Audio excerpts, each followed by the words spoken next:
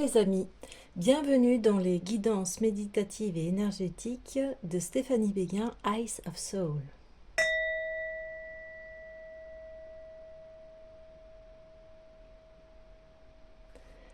Alors, allons voir les messages du jour.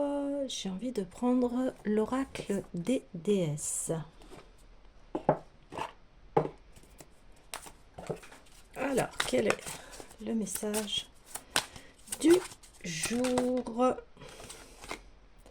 Rien ne sert de se presser. Il n'est pas nécessaire de se hâter ou de provoquer les choses pour qu'elles arrivent. Tout arrive au moment parfait. Alors, c'est Onag. Si je ne me trompe pas, c'est une déesse celtique. Alors, elle est penchée, vous voyez. Donc, on voit sa chevelure. Et puis, derrière, elle a tout un panel, tout un arc-en-ciel qui s'offre à elle. On a également des lys, les lys qui représentent la pureté, la pureté. Aussi, on voit qu'il y a une colombe là qui comme si la protégeait. Et cette colombe, colombe de la paix, elle est en train de la rassurer. Et il y a une partie ici où ça fait un peu comme une bulle, hein, comme une bulle de protection, comme si elle lui protégeait son mental en lui disant mais ne t'inquiète pas, tout va arriver. Surtout, garde la foi et confiance. On va aller voir le message d'Onag. Et déjà, on a un bon conseil là. Alors la foi, quand je parle de foi, ça n'a pas de connotation religieuse. Je parle de foi en soi, croire en son potentiel, en ses projets. Et ça c'est une clé de la réussite. Hein. Si on ne croit pas en soi, ça va être difficile. Hein. Alors, quand je dis ça, hein, ça ne veut pas dire que si vous n'avez pas foi en vous, ça ne va pas réussir non plus. Hein. C'est pas ça que je veux dire, c'est que ça va mettre plus de temps. Et puis après, c'est intéressant d'aller voir pourquoi vous n'avez pas confiance en vous. Hein. Souvent, quand on n'a pas confiance en nous, ça vient toujours pareil, des traumatismes de l'enfance. Si vous avez eu un parent qui vous cassait un peu les rêves, qui vous disait oui, bah, faut pas rêver, ou alors qui vous disait mais non, tu vas pas y arriver, arrête, ou un entourage, hein, ça peut être la famille, des amis, etc. Ça peut être aussi un partenaire. Hein. Alors, se consacrer à une cause ou prendre soin d'une relation est un engagement à long terme qui ne saurait être brusqué. C'est un amour profond et une préoccupation sincère qui sont la source d'un tel degré de dévotion. Je me soucie de ce qui arrive à ma planète et aux êtres que j'aime, au point que je suis prête à les accompagner envers et contre tout. Ce n'est pas là une tâche toujours facile, mais pour moi il s'agit de la seule manière de m'assurer que les choses trouvent leur solution et un état de paix. J'écoute les élans passionnés de mon cœur. Je vais de l'avant et je prends des mesures pour faire savoir à ceux que j'aime que je me préoccupe profondément de leur bien-être. Je passe à l'action afin de stimuler les causes qui me soutiennent particulièrement à cœur. Ne vous souciez pas de ce que les autres pensent. Vous-même bénéficierez des avantages qu'il y a à mener à bien ce que vous considérez comme prioritaire. Vous vous sentirez si bien par rapport à vous-même si vous prenez le temps de vous investir dans les relations et les projets qui comptent vraiment pour vous. Faites ce que vous considérez être important pour vous et faites-le avec une absolue dévotion. Mais rappelez-vous que votre véritable mandat de vie n'est pas une compétition. Il n'y a aucune raison de vous inquiéter, de vous hâter ou de sentir que vous devez forcer les choses à arriver. Alors, la signification, n'ayez aucune inquiétude quant à votre mandat ou à vos objectifs. Ne précipitez pas les choses Il est actuellement préférable d'y aller lentement mais sûrement. Ne vous précipitez pas dans votre nouvelle vie, entrez-y plutôt de manière douce, accomplissez votre nouveau travail en le considérant d'abord comme une entreprise à temps partiel, tandis que vous quittez progressivement votre ancienne carrière. Voilà, donc là il y a vraiment beaucoup de conseils, hein, rien qu'avec cette carte. Donc cela signifie toujours, vous savez, on a passé des grands changements là ont lieu et on est en train de rentrer dans notre nouvelle vie. Et voilà, donc ça demande aussi une transition, hein, forcément. Ouais, on passe pas du coq à l'âne, j'ai envie de dire comme ça. Forcément, il y a une transition. Et ça, par rapport au tirage d'hier, il était dit, euh, posez-vous avant voilà, de repartir vers vos nouveaux projets ou nouvelles relations ou autres. Enfin, vous voyez tout ce qui change dans votre vie. Ouais. Et donc voilà, prendre bien soin de soi, de ses projets, des êtres que vous aimez, que vous chérissez. Euh, oui, allez, j'ai envie de tirer les cartes de Ho'oponopono.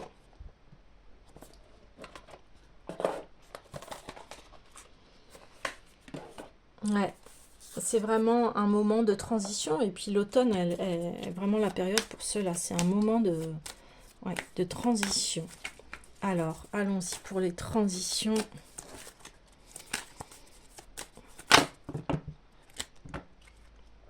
Et ben voilà.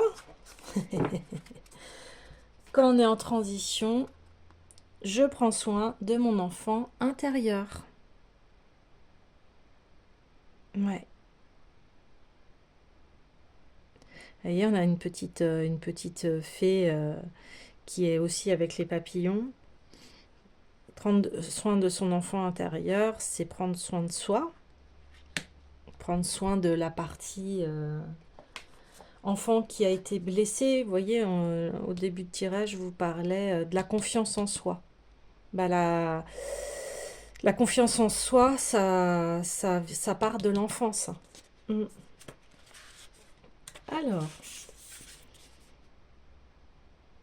le but de Ho'oponopono est de retrouver un cœur d'enfant, pur et libre de mémoire. Les mémoires sont stockées dans notre subconscient, cette partie de nous que les Hawaïens appellent Inihipili, et qui veut dire enfant. Tout notre travail va être de libérer cet enfant de l'emprise des mémoires. Vous voyez, tout ce qui a été traumatique dans votre enfance.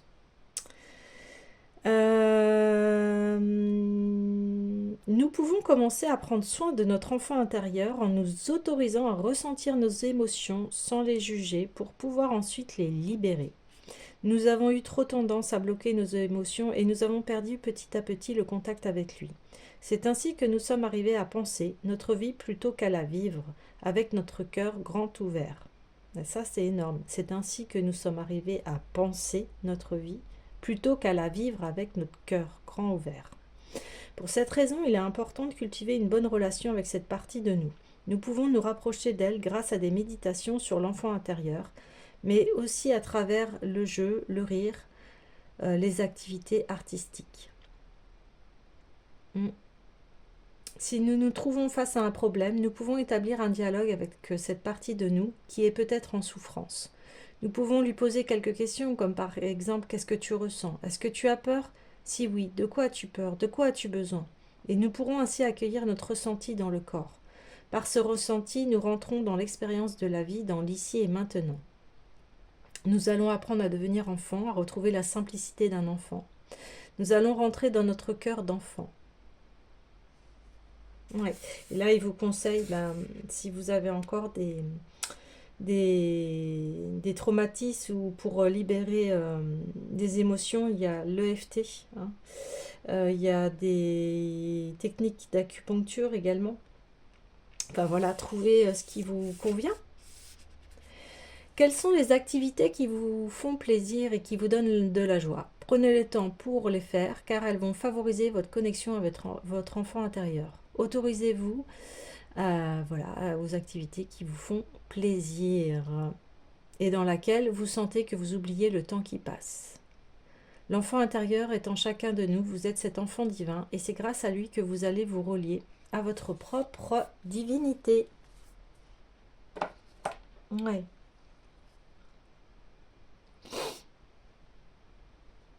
Voilà, pas à pas vers cette nouvelle vie, c'est ce que l'on est en train de me dire, doucement, tranquillement, mais sûrement.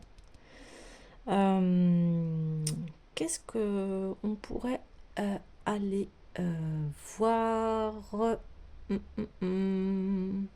Tiens, ben, j'ai envie d'aller voir. J'ai envie d'aller voir les rêves. En ce moment, je trouve c'est les rêves de Gaïa. Hop. C'est un tarot qui est assez impressionnant, assez complet. Alors, pour cette transition, le conseil.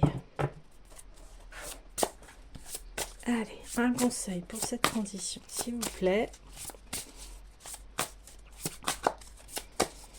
Et surtout, le conseil pour aujourd'hui. Hop là, elle a sauté. Waouh! Oh bah écoutez, je crois que là, on est dans le thème, j'ai envie de dire. Soit. Oh, elle est magnifique, cette carte. Waouh! Bon bah, on voit une personne qui est en train de méditer. Avec, on retrouve les colombes, vous voyez, qui est en paix avec elle, avec elle-même. Elle a ses deux dragons, donc les deux dragons représentent le côté masculin et féminin qui est en pleine complétude, aligné. Il y a des roses, c'est magnifique, des roses bleues. Papillon, la transformation. Deux arbres extrêmement bien équilibrés.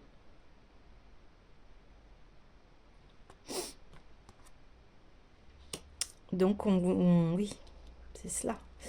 Ça rejoint, hein, on vous dit de bien prendre soin de vous, de vous... Vous voyez, quand on recherche la paix, bah, la paix, elle est en nous. Il n'y a que nous qui pouvons nous l'apporter, la paix. Hein. Ça commence par soi. Et tout commence par soi. Hein.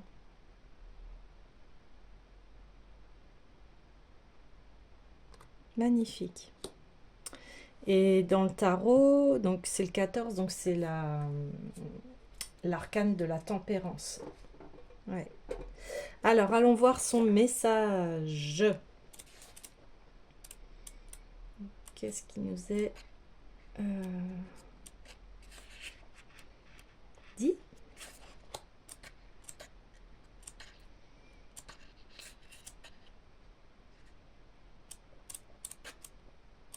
Alors, n'hésitez pas à liker, commenter. Je serais ravie de vous lire, de savoir qu'est-ce que ces tirages vous apportent. Alors, je suis en train de voir parce qu'il y a beaucoup de textes, mais je vais essayer d'aller à l'essentiel. Alors, les mots-clés, je suis, identité, amour de soi, réalisation de soi, expression de soi, centre, paix, acceptation. Instaurez votre identité unique et personnelle. Oui, parce que là, on parlait de compétition. Surtout, ça c'est quelque chose aussi à maîtriser. Ça ne sert à rien de se comparer aux autres parce qu'on est tous uniques et on a tous un chemin unique. Donc forcément, alors oui, il y aura des similitudes, on va vivre des choses qui vont nous être très identiques, mais j'ai envie de dire uniques. Hein. Et alors des fois on peut se dire bah oui mais cette personne elle arrive à avoir tout, elle fait voilà. moi j'ai rien, etc. Mais c'est pas ça qu'il faut se dire. C'est au lieu de s'occuper des autres, d'abord occupez-vous de vous. Parce qu'il n'y a que vous qui peut vivre votre vie. Il n'y a personne d'autre qui peut vivre votre vie à votre place. Donc c'est à vous de vous occuper de vous. Hein? Une fois qu'on sait bien s'occuper de soi, oui, on peut s'occuper des autres, bien évidemment. Mais, mais la base, c'est vous. Et donc on vous dit, soyez libre des catégories des étiquettes, c'est-à-dire des jugements que vous pouvez vous apporter. Vous pouvez vous juger vous-même et vous pouvez juger les autres. Alors hein, ça c'est un grand travail, plus facile à dire qu'à faire, bien évidemment. On est tous dans le même panier, j'ai envie de dire. Vous avez un potentiel illimité. C'est à vous de déterminer qui vous êtes. Alors c'est énorme comme conseil parce que en fait, ça veut dire, mais c'est reprendre son pouvoir personnel. C'est pas les autres qui va définir qui vous êtes et c'est vous, voyez. Après, si les autres vous renvoient quelque chose qui, voilà, qui un petit peu vous, comment vous dire, viennent vous titiller ou ça veut dire qu'il y a quelque chose à aller comprendre. Donc, à aller comprendre dans ce que vous avez vécu. Euh, Par exemple, si une personne, elle vous dit oh là là, avec le caractère que tu as, personne ne veut être avec toi. Voilà, je prends un exemple. Bah allez voir si c'est pas quelqu'un qui vous a dit ça quand vous étiez enfant, et puis du coup vous l'avez cru et vous avez adopté ce caractère-là. Vous voyez ce que je veux dire? Puis des fois aussi on peut dire que, enfin le caractère, j'ai envie de dire entre parenthèses, ça c'est propre à chacun. Le fait est que qu'est-ce que c'est un caractère fort? C'est quelqu'un qui est blessé souvent. Hein. C'est quelqu'un qui n'a pas été compris ou qui a été jugé. Il y a une blessure souvent derrière. Voilà, je prenais un exemple. Essayez-vous de correspondre à la foule de ceux qui se trompent. Ben voilà. Sachez qui vous êtes, que souhaitez-vous devenir. C'est un chemin d'expansion dans l'amour. Abandonnez la mentalité grégaire. Pensez par vous-même. Ouais, on vous demande de vous responsabiliser ici. C'est à vous de prendre vos propres décisions.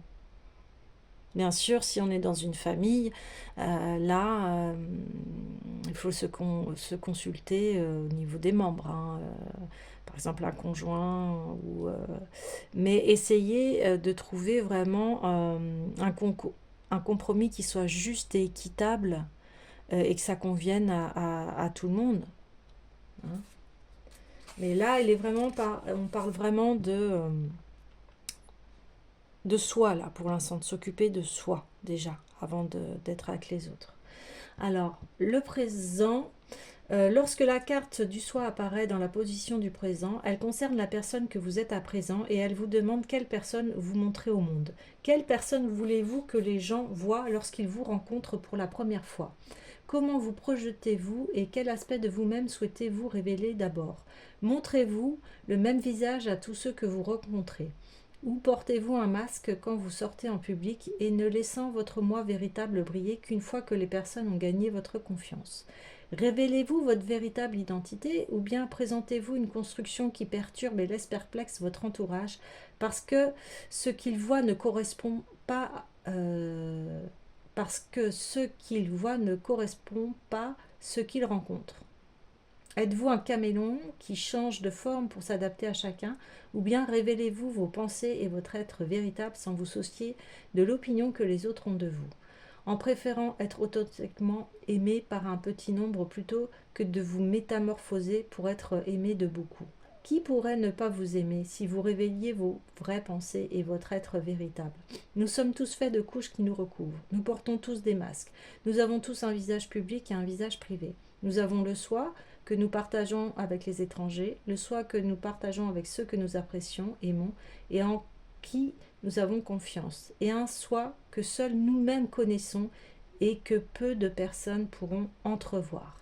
Mais plus nous grandissons en confiance et en acceptation de soi, plus ces nouveaux deviennent naturellement semblables.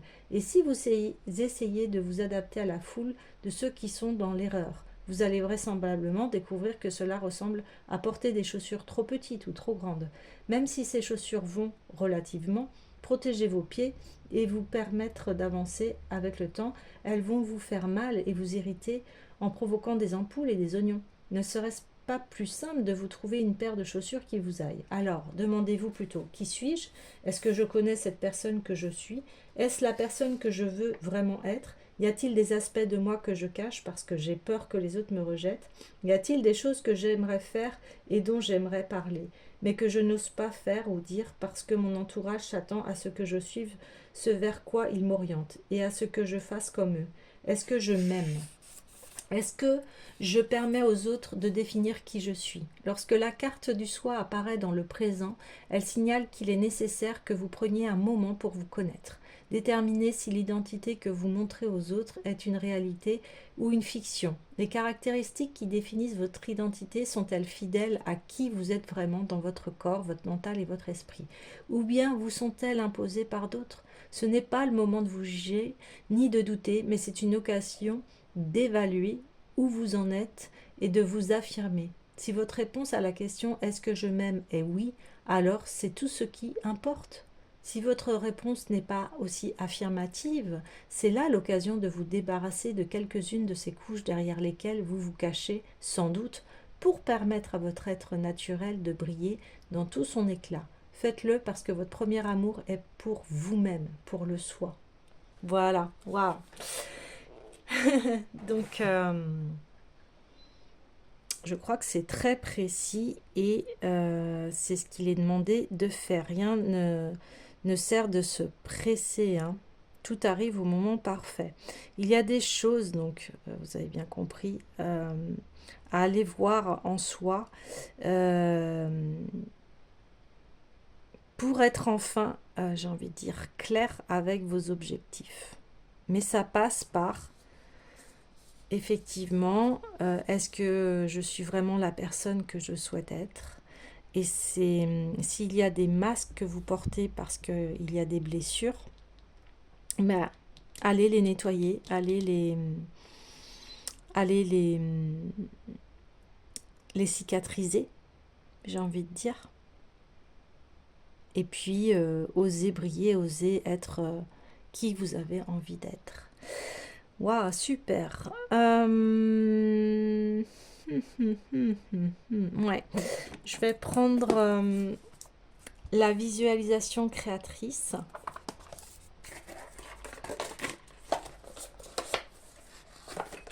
Puisqu'on parle d'aller à l'intérieur de nous, de savoir qui nous sommes et qu'est-ce que nous souhaitons devenir.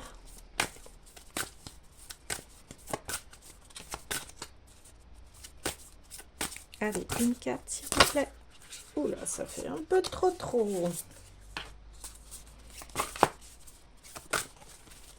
Hop. Je pense que je vais aller la chercher.